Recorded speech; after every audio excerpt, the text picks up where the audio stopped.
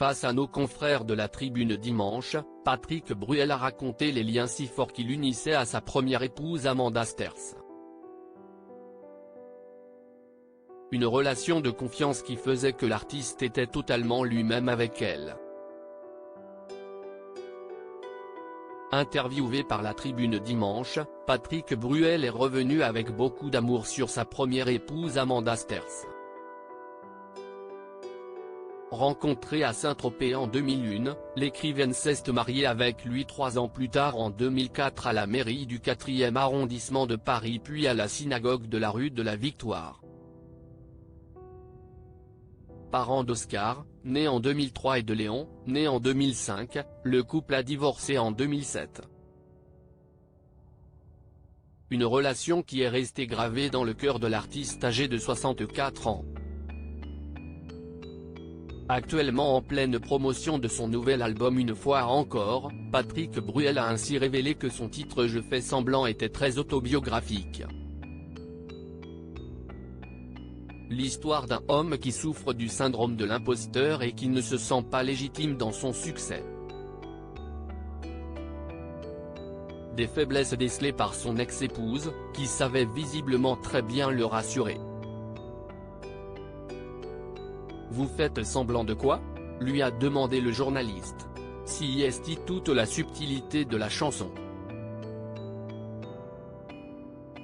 Faire semblant de croire que je mérite tout ça, toute cette vie.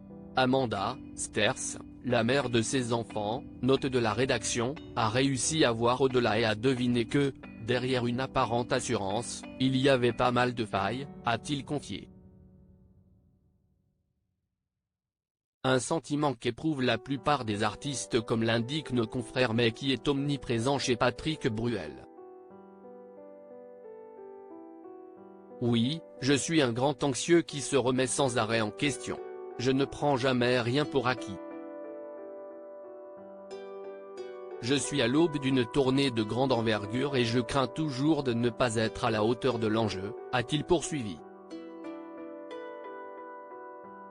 Patrick Bruel évoque sa mère, Augusta Camoun lors de cette interview. Patrick Bruel a également évoqué une autre femme très importante dans sa vie, sa maman. Une mère qui était institutrice et qui a donné beaucoup de leçons tant scolaires qu'humanistes à son fils. Quel regard porte-t-elle sur l'éducation nationale ? Lui ont demandé nos confrères.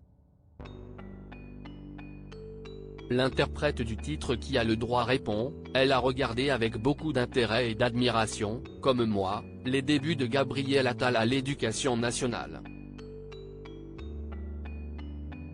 Elle espère qu'il emmènera l'école à Matignon, comme il l'a dit. Elle a été très touchée par ma chanson Lindsay, parce qu'elle rendait hommage non seulement à elle mais surtout à tout le corps enseignant.